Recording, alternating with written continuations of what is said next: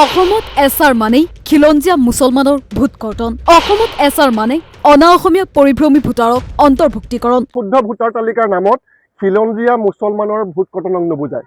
সেই শুদ্ধ ভোটাৰ তালিকাৰ নামত পৰিভ্ৰমী অনা অসমীয়া ভোটাৰক ভোটাৰ তালিকাত অন্তৰ্ভুক্তি নুবুজায়। RSS বিজেপিৰ ইচ্ছা অনুযায়ী ভোটাৰ তালিকা সংশোধন কৰা বন্ধ কৰক। বিজেপিৰ পকেটত সোমোৱা নিৰ্বাচন আয়োগৰ কাম নাই। বিজেপি RSSৰ ইচ্ছা মতে ভোটাৰ তালিকা প্ৰস্তুত কৰা হৈছে। এই ভোটাৰ তালিকাৰ যোগেদি স্পষ্ট বাৰ্তা দিছে যে দেশত হিন্দু ৰাষ্ট্ৰৰ নিৰ্মাণৰ কাৰণে তেওঁলোকে আৰু দুদিনৰ পাছত কৈ দিব যে মুছলিম মানুহৰ ভোটাধিকাৰৰ কোনো অধিকাৰেই নাই।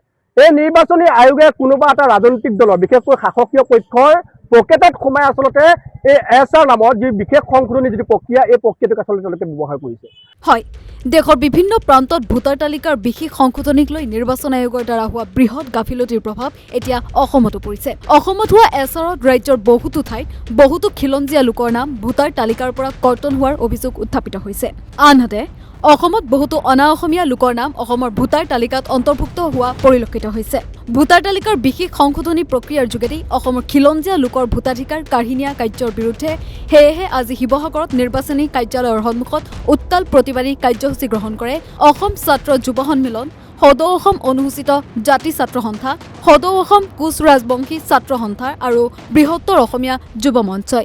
এই প্ৰতিবাদকাৰীসকলৰ মতে বৰ্তমান অসমত বিশেষ সংশোধনী মানেই খিলঞ্জীয়া লোকৰ ভোট কৰ্তন আৰু অনা অসমীয়া পৰিভ্ৰমী ভোটাৰক অন্তৰ্ভুক্তিকৰণ হৈ পৰিছে। নিৰ্বাচনী আয়োগক ৰাজনৈতিক অস্ত্ৰ হিচাপে বিজেপিয়ে ব্যৱহাৰ কৰা বন্ধ কৰক বুলি হুংকাৰ দিয়ে এই প্ৰতিবাদকাৰীসকলে। তদুপৰি 7 দিনৰ সময়সীমা বান্ধি নিৰ্বাচন আয়োগক ভোটাৰ তালিকাৰ পৰা নাম কৰ্তন কৰা লোকক পুনৰ তালিকাত সন্নিৱিষ্ট কৰাৰ দাবী কৰে এই প্ৰতিবাদকাৰীসকলে। এখন শুদ্ধ ভোটাৰ তালিকা প্ৰস্তুত হোৱাত বা শুদ্ধ ভোটাৰ তালিকা হোৱাত কাৰো আপত্তি নাই, কাৰো বিৰোধো নাই। কিন্তু সেই শুদ্ধ ভোটাৰ তালিকাৰ নামত খিলঞ্জীয়া মুছলমানৰ ভোট কৰ্তনক নুবুজায়। সেই শুদ্ধ ভোটাৰ তালিকাৰ নামত পৰিভ্ৰমী অনা অসমীয়া ভোটাৰক ভোটাৰ তালিকাত অন্তৰ্ভুক্তি নুবুজায়। এছআৰ মানে বিশেষ সংশোধনী বিজেপিৰ বিশেষ ৰাজনৈতিক অস্ত্ৰত পৰিণত হৈছে। এই নিৰ্বাচনী বিষয়াৰ কাৰ্যালয়টো বিজেপিৰ নিৰ্বাচনী কাৰ্যালয়ৰ দ্বাৰা ব্যৱহাৰ কৰি এছআৰক সম্পূৰ্ণ ৰাজনৈতিক অস্ত্ৰ হিচাপে ব্যৱহাৰ কৰি খিলঞ্জীয়া মানুহৰ ভোট কৰ্তন কৰা হৈছে, মুছলমান মানুহৰ ভোট কৰ্তন কৰা হৈছে আৰু পৰিভ্ৰমী অনা অসমীয়া লোকক ভোটাৰ তালিকাত অন্তৰ্ভুক্ত কৰা হৈছে। এই কথাটো কোনোদিনে গ্ৰহণযোগ্য নহয়।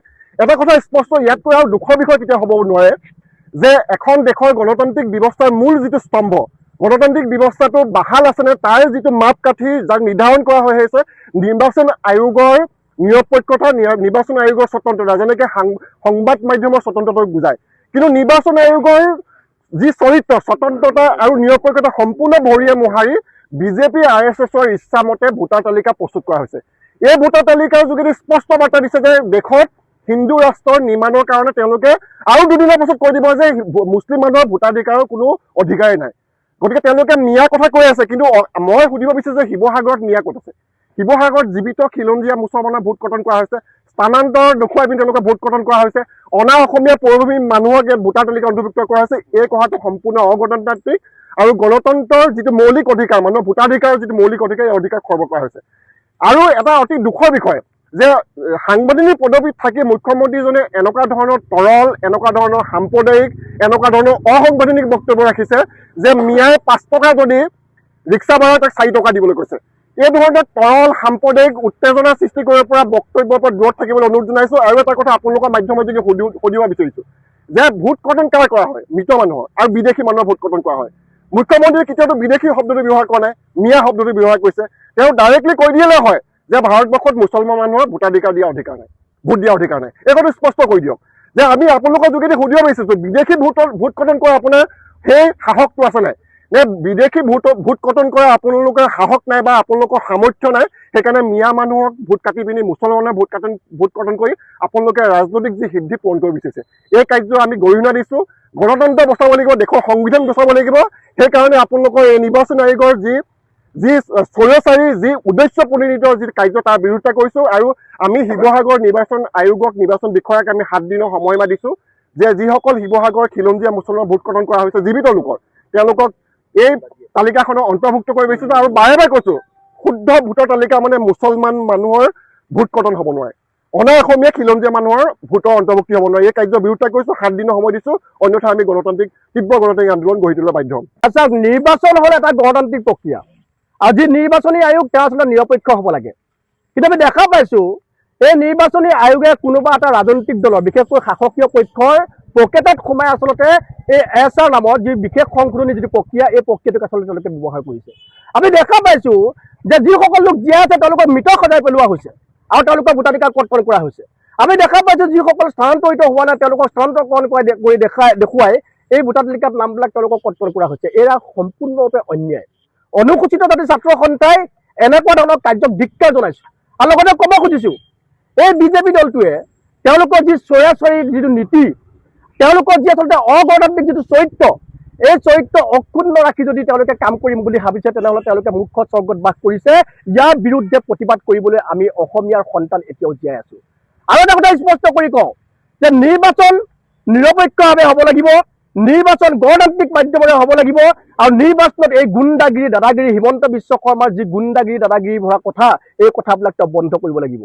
তেওঁ কেতিয়াও কোৱা নাই যে বিদেশী লোকক আচলতে তেওঁলোকে ভোটাৰ তালিকাৰ পৰা নাম কৰ্তন কৰিছে।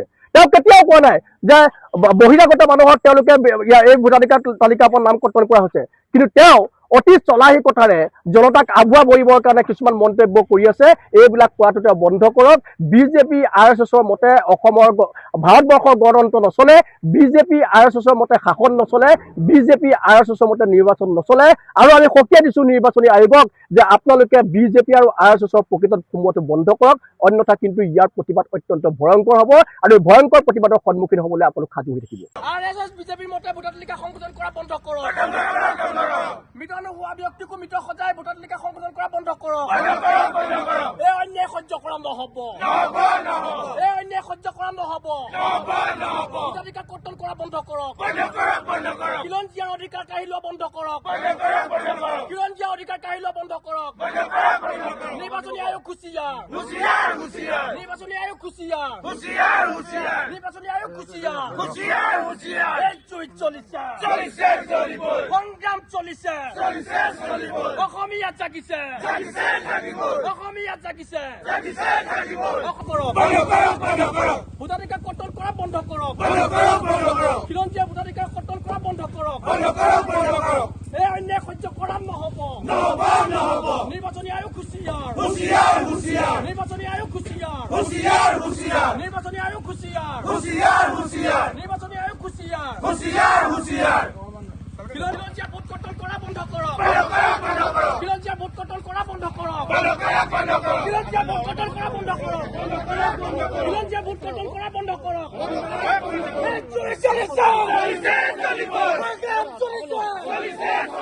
শিৱসাগৰ মাননীয় কাৰ্যবাহী দণ্ডাধীশ ডাঙৰীয়া আমাৰ মাজত উপস্থিত আছে, গতিকে আমি স্মাৰক পত্ৰখন পাঠ কৰিব খুজিছোঁ, সকলোৱে শুনিব। প্ৰতি মাননীয় নিৰ্বাচনী বিষয়া শিৱসাগৰ জিলাৰ স্মাৰক মহোদয় সংগ্ৰামী অভিবাদন গ্ৰহণ কৰিছে। আমি জানিব পাৰিছোঁ যে শেহতীয়া নিৰ্বাচনৰ প্ৰাক্ক্ষণত ভোটাৰ তালিকাৰ বিশেষ সংশোধনীৰ নামত এক অন্যায় সাধন কৰা হৈছে। অসমৰ বিভিন্ন ঠাইৰ লগতে শিৱসাগৰতো কেইবা শতাধিক খিলঞ্জীয়া লোকৰ ভোট কৰ্তন কৰি গণতান্ত্ৰিক অধিকাৰ সৰ্ব কৰাৰ চেষ্টা কৰা হৈছে। জীৱিত লোকক মৃত সজোৱাৰ লগতে স্থানান্তৰ নোহোৱা ভোটাৰক স্থানান্তৰ দেখুৱাই এক বিসংগতিপূৰ্ণ ভোটাৰ তালিকা প্ৰস্তুত কৰা হৈছে। এনে অগণতান্ত্ৰিক আৰু বেআইনী কাৰ্যক গৰিহণা জনাই অহা 7 দিনৰ ভিতৰত এটা বিসংগতিপূৰ্ণ ভোটাৰ তালিকা সঁচা অৰ্থত সংশোধন কৰি জীৱিত আৰু স্থানান্তৰ নোহোৱা খিলঞ্জীয়া লোকক ভোটাৰ তালিকাত অন্তৰ্ভুক্ত কৰাৰ দাবী জনাব। অন্যথা আমি তীব্ৰ গণতান্ত্ৰিক আন্দোলন কৰিবলৈ বাধ্য হ'ম।